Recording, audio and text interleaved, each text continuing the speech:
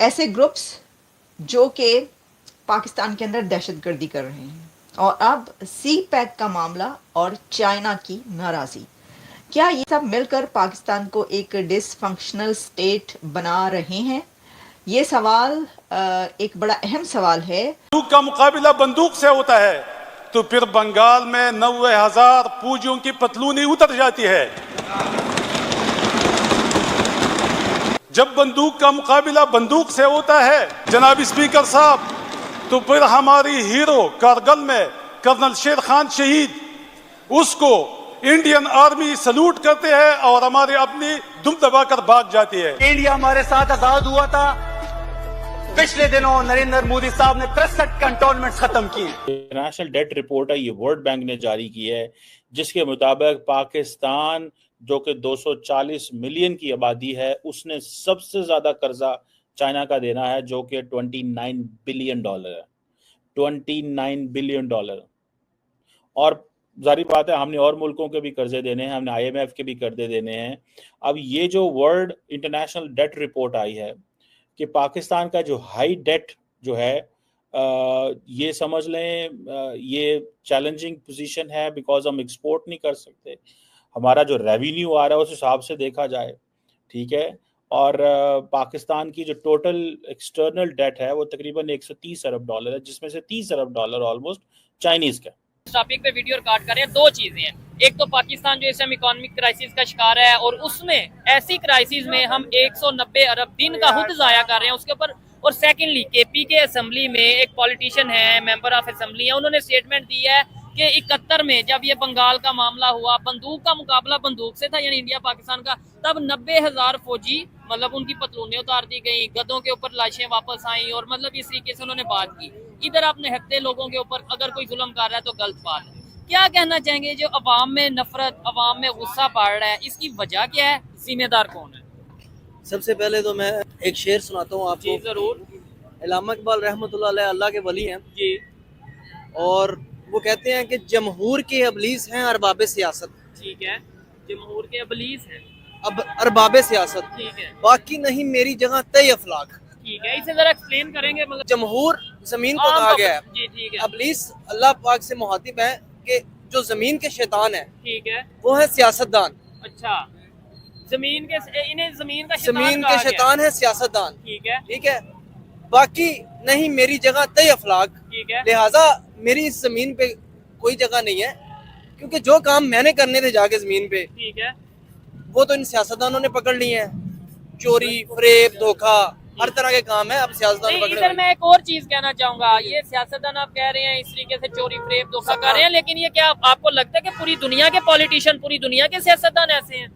بالکل ایسے نہیں ہے، تو پھر یہ آپ سوال ہے USA نا، کو دیکھ لیں، ہاں آپ USA کو دیکھ لیں، بالکل، میں کہتا ہوں انڈیا کو دیکھ لیں، برطانیہ ہمارے ساتھ تھا نا، انڈیا کی اس لیے ایگزامپل دی جاتی ہے کہ بالکل ساتھ ہم نے ترقی کا سفر سٹارٹ کیا، کیا مطلب وہاں پہ یہ کہنے کا سچویشن یہ ہے؟ ہے کہ باقی نہیں میری جگہ طے افلاک، لہٰذا میرے لیے کوئی اور زمین بنائی جائے، مطلب ٹھیک یہ ہے۔ کام سیاستدانوں نے پکڑے ہوئے۔ تو ہم نے پاکستان بنانے کا مقصد کیا تھا؟ ہمارا پاکستان بنانے کا جو مقصد تھا نا، ہاں، وہ کبھی بھی پورا نہیں ہو سکتا۔ میں آپ کو آج یہ ایک سیڈ نیوز ہے کہ تو پورا نہیں اتنے ہو لوگوں کی جانیں پھر سکتا۔ ہم کس وجہ دوسرے سے؟ ممالک سے 100 سال پیچھے جا رہے ہیں، اچھا، وہ سروسز، وہ ٹیکنالوجی جو یورپ کنٹریز میں ہے، عرب کنٹریز میں ہے، وہ ہمارے پاکستان میں چائنا نہیں میں ہے۔ ہے۔ آپ کسی سے پوچھ لیں، سب میں ہے۔ ٹھیک ہے، یہ پروجیکٹ بھی تو چائنا کا ہے نا۔ میں کہتا ہوں ادھر سچویشن ایسی بن گئی ہے، پبلک اب ٹیکنالوجی کی ڈیمانڈ ہی نہیں کرتی، پبلک تو آٹے کی روٹی کی ڈیمانڈ کر رہی ہے۔ بہرحال ایک سلسلہ تو پاکستان میں چل ہی رہا ہے، دوسری طرف کہا یہ جا رہا ہے کسی نہ کسی طریقے سے انٹرنیٹ کو اتنا سلو کر دیا جائے کہ کوئی نہ بات کر سکے، نہ کوئی کچھ ٹویٹ لگا سکے، اور نہ ہی کوئی ویڈیو بنا سکے۔ اس کے اوپر گورنمنٹ پوری طریقے سے کام کر رہی ہے، اور کیونکہ ان کو یہ لگتا ہے، ساتھ ساتھ بھائی لوگوں کو بھی یہ لگتا ہے کہ لوگ انہیں کچھ نہیں بولیں گے تو شاید دنیا کو پتہ نہیں لگے گا کہ پاکستان میں چل کیا رہا ہے۔ بات ہم کریں گے ہمارے جو فائنانس منسٹر ہیں، جی ہاں، محمد اورنگزیب صاحب، ان کا کہنا یہ ہے کہ IMF کی کنڈیشنز جو ہیں بہت اسٹرکٹ ہیں، اور کئی کنڈیشنز پاکستان ابھی تک جو ہے وہ کمپلیٹ نہیں کر پایا ہے، جس کی وجہ سے فنڈز ملنے میں مشکل پیش آ رہی ہے۔ لیکن ساتھ انہوں نے یہ بھی کہا ہے کہ ہم بہت جلد وہ ساری کنڈیشنز جو ہیں ان کو بھی کمپلیٹ کر لیں گے اور ہمیں فنڈ مل جائے گا۔ ظاہر ہے IMF سے ہمیں ہمیشہ سے ہم دیکھ رہے ہیں، تقریباً اس وقت ہم 26ویں پروگرام میں، اور ہم نے دیکھا ہے کہ کس طرح سے ہمارے لوگ جو ہیں IMF کو چونا لگا کے پیسہ لے ہی آتے انڈیا کا ذکر بھی کیا کہ کیسے انڈیا اور پاکستان کے بیچ جو ریلیشنز ہیں وہ بھی کیسے امپیکٹ کر رہے ہیں پاکستان کو، کیسے اثر ڈال رہے ہیں کہ اگر جو پاکستان ہے اس کا جب دل چاہتا ہے وہاں سے کوئی بھی اٹھا کے کچھ بھی کہہ دیتا ہے بھارت کو، تو بھارت بھی پھر پیل دیتا ہے، بھارت بھی پھر کیسے جو ہے وہ اس کا جواب دیتا ہے۔ یہ سب صورتحال، اور پہلے ہم ان کی ذرا بات سن لیتے ہیں کہ انہوں نے، کیونکہ یہ جو ہیڈ لائن ہے کہ اس پاکستان جو ہے اس پاکستان بیکمنگ ڈس فنکشنل اسٹیٹ، یہ بھی انہوں نے کہا اور انہی کی یہ ہیڈ لائن بھی ہے۔ اور سی پیک کلوز ہونے کی جو ہم بات کرتے رہتے اکثر کہ کیا ہوا آخر کیا، تو اس کے اوپر بھی انہوں نے فرمایا، ذرا سنیے گا ان کی بات چیت۔ ایک طرف ریلیجس ٹیررزم اور بہت طرف آپ کے بہت نقصان ہو رہا ہے، اور اب جو سب سے زیادہ سیریس ایشو بن گیا ہے جس کو آپ اوائڈ نہیں کر سکتے is your problems in China. China نے احتجاج کیا آپ سے کہ you are not providing us to security, اور چائنیز پریزیڈنٹ صاحب جو ہیں وہ چائنا کے اندر انڈر پریشر آ رہے ہیں۔ جو میں انٹرنیشنل میڈیا پڑھ رہا ہوں، چائنیز میڈیا پڑھ رہا ہوں، اس سے یہ ہے کہ he is coming under pressure from his own rank and file کہ جی ہمیں ورکرز ہم ایکسپورٹ کر رہے ہیں، ہمیں پروٹیکشن نہیں مل رہی۔ کہیں بھی دنیا میں اور ان کے چائنیز ورکرز کو کے اوپر اٹیکس نہیں ہو رہے سوائے پاکستان کے۔ And this is critical, two reasons. Pakistan is critical for China because of CPEC and the Road and Belt Initiative۔